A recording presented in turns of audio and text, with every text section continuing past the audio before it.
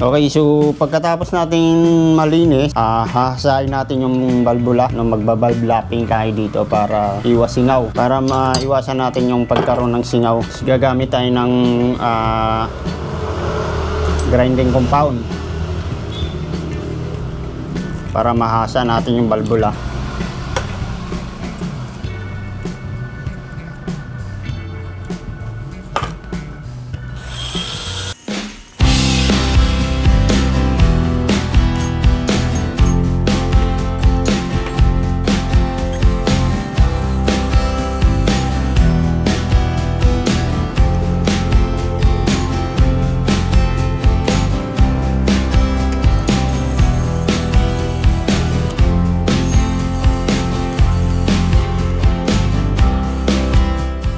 Okay, so pagkatapos natin na i-valve lapping, so lalagay na natin yung ating valve seal.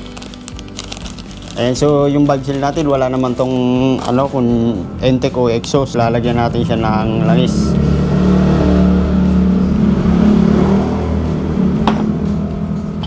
Okay, so sasalpak natin. I-drain lang natin to hanggang sa pumasok. Okay. So next yung exhaust, so langis.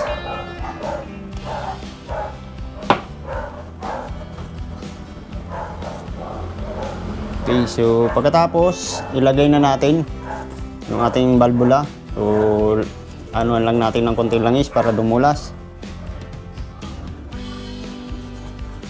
Yan. So masikip na.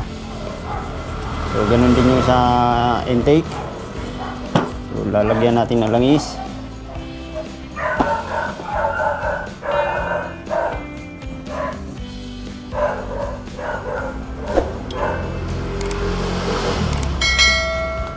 Yan. Okay, so ngayon ilalagay na natin yung ating spring. So ganun din, lalagyan natin ng pampatigas sa loob para hindi bumaba yung ating valvula. Ayan, so lalagay natin yung spring. Nakita nyo yung lock nandyan. Lalagay natin yung importanteng hindi mawala yan, Tapos para mapasok yan, sasapin na natin siya ng plastic. Ayan. Saka natin siya din. Okay, so pagkatapos natin ilagay yung ating mga lock sa valvula, so next natin na ilagay itong mga roller guide, ay yung rocker arm. So lalagay natin.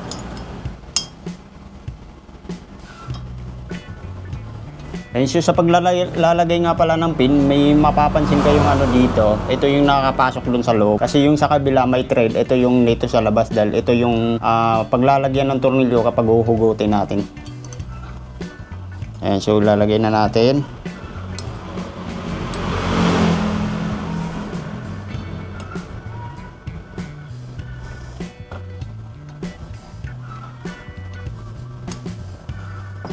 Yan, tapos ididiin natin sa loob. Yan. So pagkatapos, nailagay na natin yung ating cam bearing. So lalagyan din natin to ng langis.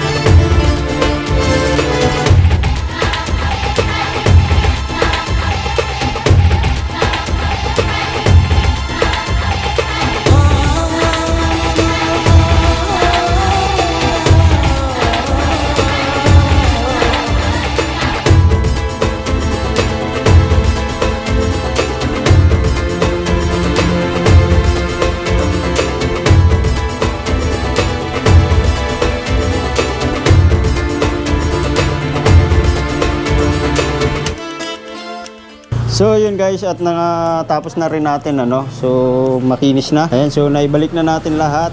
Yung carburetor, air cleaner, airbox, yan. Tapos yung panggilid, naikabit na natin. And, at nasalinan ko na rin siya ng langis. Ayan. So yung tambucho, naikabit na rin. Yung langis na ginagamit ko nga pala ay Delo Gold. Yan, sikreto ng mga malulupit. Okay, so okay na to. At pwede na natin to ibalik sa ating makina, ay sa ating chassis. Okay? So ayan, ikot ko lang kayo. Yung head nya makinis na, parang bago na siya ulit. Tapos yung bolt ng head pinalitan na. Okay, so ayan na. So kakabit na lang natin to sa chassis. Let's go.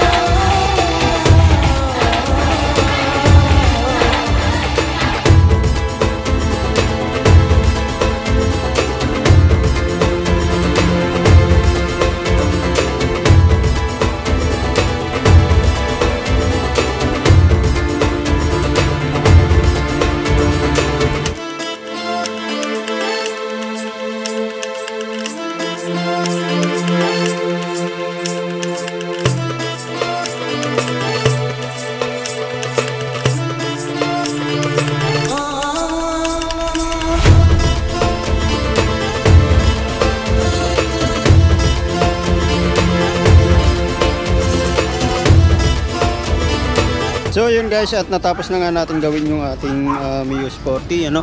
So yun, at malinis na yung makina. Ayan.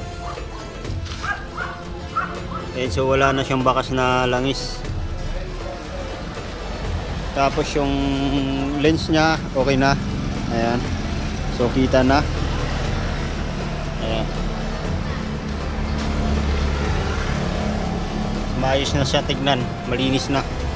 Okay, so yun lang guys. At kung bago ka lang dito sa aking channel, huwag mong kalimutan mag-subscribe at pindutin mo na rin yung notification bell para updated ka sa mga susunod natin na upload.